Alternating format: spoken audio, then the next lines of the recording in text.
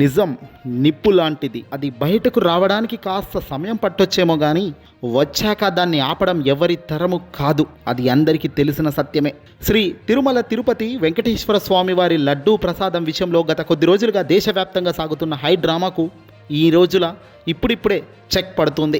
ఎవరైతే లడ్డూలో జంతువుల కొవ్వు కలిసిందని ఆరోపణలు చేశారో, ఎవరైతే భక్తుల మనోభావాలను రాజకీయ ప్రయోజనాల కోసం వాడుకున్నారో వారందరికీ నేడు జాతీయ మీడియా దిమ్మ తిరిగే షాక్ ఇస్తూ ఊహించని పరిణామాలకు దారితీసే కార్యక్రమం చేస్తుంది. నేషనల్ మీడియా ఛానల్స్లో జరుగుతున్న జాతీయ డిబేట్లలో చూస్తుంటే ఒక్కొక్కటే అర్థమవుతుంది. తప్పు జరిగినట్టు ప్రశ్నించే మీడియా నిరూపణ కానప్పుడు అదే స్థాయిలో నిలదీస్తుంది. నేడు జరిగింది సరిగ్గా అదే. గతంలో వచ్చిన నెయ్యి కల్తీ ఆరోపణలపై సిబిఐ విచారణ అంశం ఇప్పుడు తెరపైకి వచ్చింది. అసలు టీటీడీ తిరుమల తిరుపతి శ్రీ వెంకటేశ్వర స్వామి గారి లడ్డూ వ్యవహారంలో నెయ్యిలో జంతువుల కొవ్వు కలవలేదని, ఆ రిపోర్టుల్లో స్పష్టత లేదని వస్తున్న వార్తలు ఇప్పుడు సంచలనంగా మారాయి. దీంతో సిబిఐ రిపోర్ట్లో క్లీన్ షీట్ ఇచ్చారన్న వార్త జాతీయ మీడియాలో సైతం ఇప్పుడు గుట్టురట్టయింది.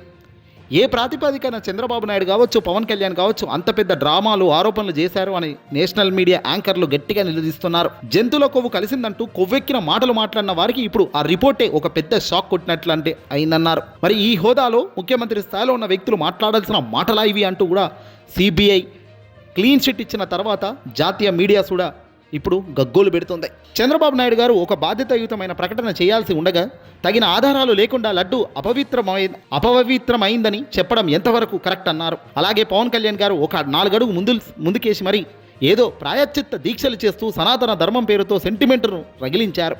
మరి ఈరోజు ఆ సనాతన ధర్ముడు ఏం చేస్తున్నాడు, ఎక్కడ మాట్లాడ్డాడే అని నేషనల్ మీడియా ఉతికి ఆరేసింది. హిందూ సెంటిమెంట్ను కేవలం ఓట్ల కోసం వాడుకున్నారా అని ప్రశ్నిస్తోంది. సిబిఐ క్లీన్ షీట్ ఇచ్చాక కూడా ఇప్పటికీ ఈ ఇద్దరు నేతలు ప్రజలకు ఏమని సమాధానం చెప్పాలో తెలియక సతమతం అవ్వడం నిజంగా ఓటమికి కారణం కదా. భక్తుల మనోభావాలతో ఆడుకున్న ఈ పొలిటికల్ గేమ్ ఇప్పుడు రివర్స్ కొట్టింది కూటమికి. ఢిల్లీ మీడియా సర్కిల్స్లో ఇప్పుడు పెద్ద హాట్ టాపిక్గా నడుస్తున్న ఈ టీటీడీ లడ్డు వ్యవహారం ఢిల్లీ పెద్దలకు సైతం పిచ్చి లేసిపోతుందట. ఒకప్పుడు లడ్డు కల్తీ వార్తను ప్రసారం చేసిన అదే ఛానల్స్ ఇప్పుడు ఆ ఆరోపణలలో పసలేదని ఆధారాలతో సహా బయట పెడుతుండటంతో అసలు కల్తీ జరగనప్పుడు అంత హడావిడి ఎందుకు చేశారు అంటూ గట్టిగా నిలదీస్తున్నాయి. రాజకీయాల కోసం పవిత్రమైన తిరుమతి దేవస్థానం లడ్డూను కూడా వివాదంలోకి లాగడం వల్ల ప్రపంచవ్యాప్తంగా ఉన్న కోట్లాది మంది భక్తుల మనోభావం దెబ్బతింది. దీనికి బాధ్యులు ఎవరు? చంద్రబాబు ప్రభుత్వం దగ్గర దీనికి సమాధానం ఉందా? చివరికి తేలిందేమిటి? దేవుడి సాక్షిగా ఆ విషయంలో అబద్ధాలు చెబితే కాలమే సమాధానం చెబుతుంది అన్నట్టుగా నేడు జాతీయ మీడియా ధాటికి ఇప్పుడు టీడీపీ జనసేన శ్రేణులు డిఫెన్స్లో పడిపోయారు.